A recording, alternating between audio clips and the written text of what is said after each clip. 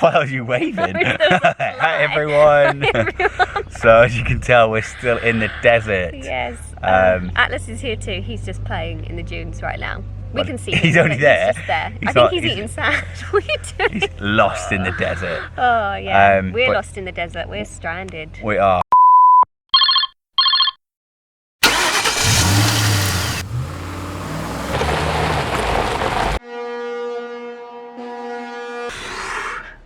We're back. We are in England. I'm tired, but we've made it back. Yeah.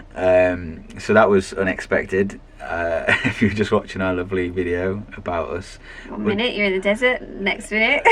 Yeah. Next being minute. pulled out by the embassy. Yeah. So we've just driven for a long way.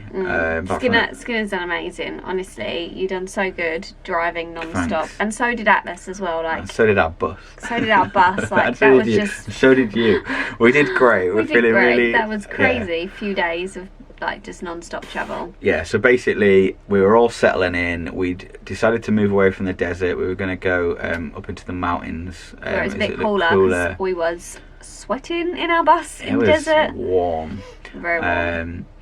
And yeah, we got some provisions and stuff from a supermarket, and we were like, yeah, this is cool, we can survive this for like a couple of weeks or a month. We'd like got enough stuff.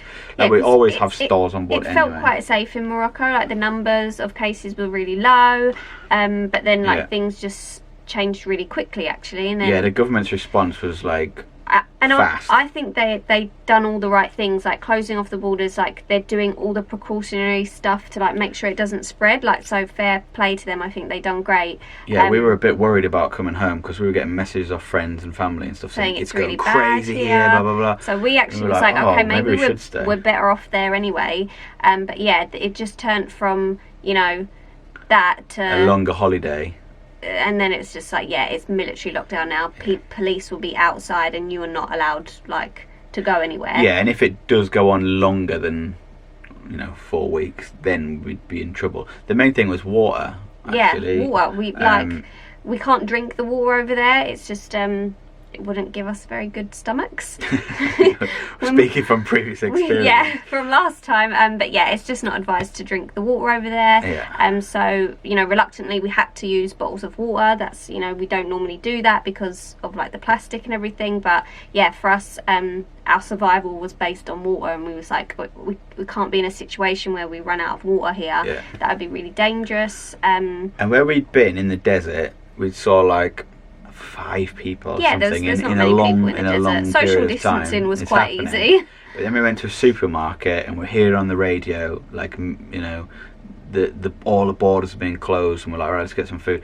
We went there and there's like 1 in 1 out policy. Everybody's wearing masks, gloves.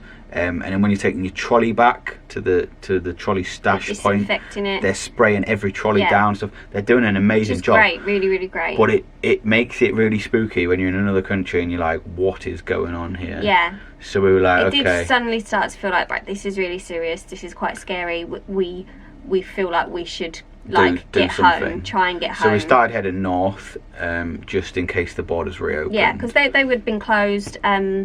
So we was like, we were stuck basically. Yeah. Like we'd started learning that people were getting out via flights and everything. But that just wasn't an option. We for were us. monitoring that situation, and we saw a tweet somewhere, basically saying like somewhere on Twitter. We saw a tweet on Instagram. It was somewhere. I don't know where that tweet was. And it basically said, if you're a UK national in Morocco, please email the British Embassy just to let us know your situation. So we said, the 3 of us, we're living in a bus. We can't fly out because when you import, and when you import a vehicle to Morocco, you have to leave with it, otherwise you get arrested or fines or whatever, I don't know. So that wasn't worth risking. So we were like, we can't just abandon it and go. So and then the next day, as you've just seen, we got a phone call. Yeah.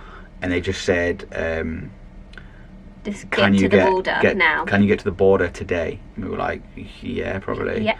I literally just burst into tears, didn't I? I was like, this is it, we're getting out. We're getting out. And I mean, Atlas was amazing. He didn't have a clue what was going on. He'd done so good. I think that Buslife has just really prepared him for all this stuff. Yeah, a lot of driving. He did so great with all the driving. Yeah, he's brilliant.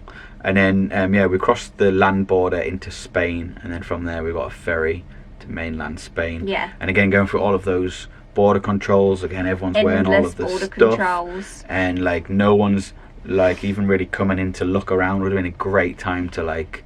Yeah, because on the way in, people like, you know, they're checking your vehicles and everything, making sure you're not like bringing anything into the country. This time they're like, we don't even want to come in and look. We could have started a business selling sand. I think we still could actually. I'm still finding sand everywhere still. But yeah, they were really like reluctant to come in and look around, and they were just like, yeah, you're heading home, like crack on. Yeah, they just wanted to get people out basically. They're just like, yeah. And then driving through Spain was spooky. So like we arrived in Spain, and it was weird because the ferry that we went on was like chartered specifically for motorhomers. So there's other nationalities going home: Netherlands, French, German, Spanish. It was just a fleet of motorhomes. And yeah, when we all like disembarked, you were just like driving along the roads, and there's no other vehicles on the roads apart from motorhomes and like tanks. It's like.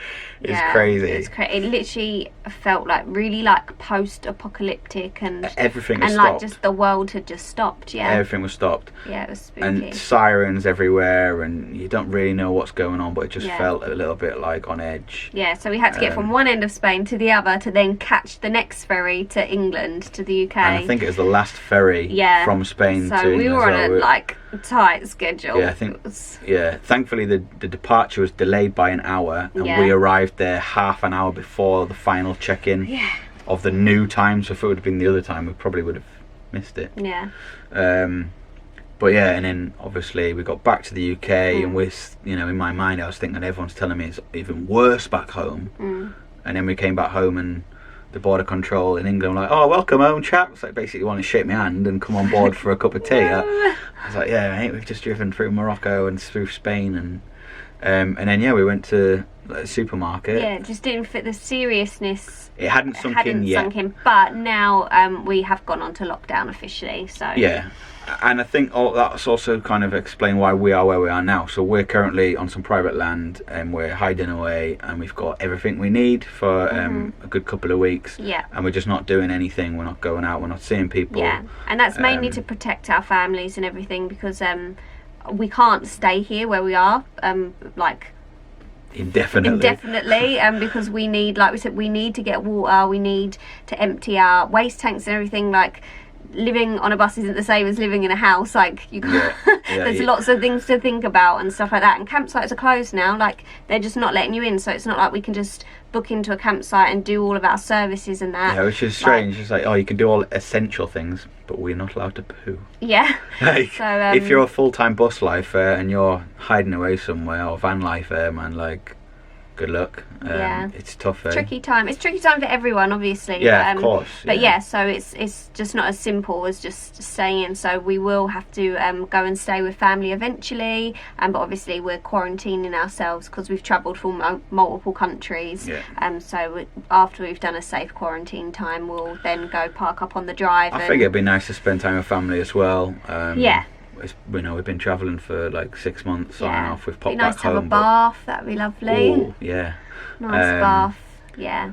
But yeah, so we're just have a bit more space for Atlas to run around, because normally with Buslife the door is open, he's free to just go, whereas now we're really like contained to this tiny space.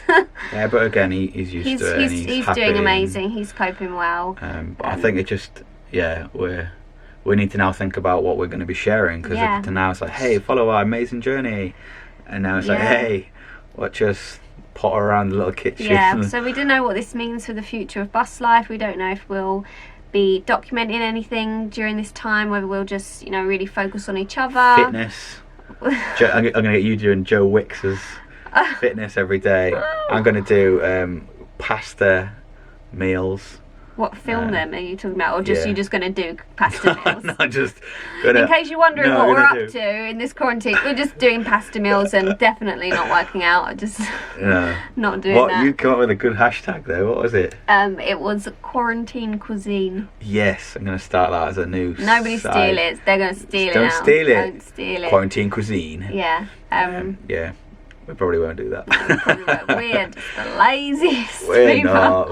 We're living in a bus with a 3-year-old. That's If you think it's hard living in a house with a 3-year-old, But no, it's been brilliant. He's doing really great. And you know, the thing is, it's so hard for kids explaining to them, because like when we came back to England, he was like, yeah, I can see all my friends, cousins and my friends. We're like, no, you can't, baby. It's just, it's a hard thing for them to understand. But I think he's got the concept of it now without it being too much of a real scary thing. We're just, we're just saying that we just got to stay away. There's germs, and we're all staying safe by staying inside. So I hope you're all doing the same. Yeah.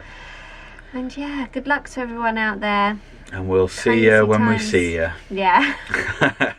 Cool. If you do want to say hello or you're feeling a bit sad, we haven't got much to do at the minute, so head over to our Instagrams and you can... You're feeling you starting a column or something. Skin a support line. No, just say hello. You can check us out on socials. Oh, I think actually our comments are back on. Comments might finally be I don't know if they again. are. No one's commented yet, but, I'm sure it let me turn them back on. They've been off for months and months, and we've not been able to get them back on. So if you're watching this, and you can comment, please leave us a comment. Just say something below. Yeah, let us know what you're up to during this time. This crazy, scary time. Yeah, and we'll keep you updated, and take care, everyone. I was about to say safe travels, but you can't. Safe travels to nowhere. Yeah. Cool. See ya. Bye.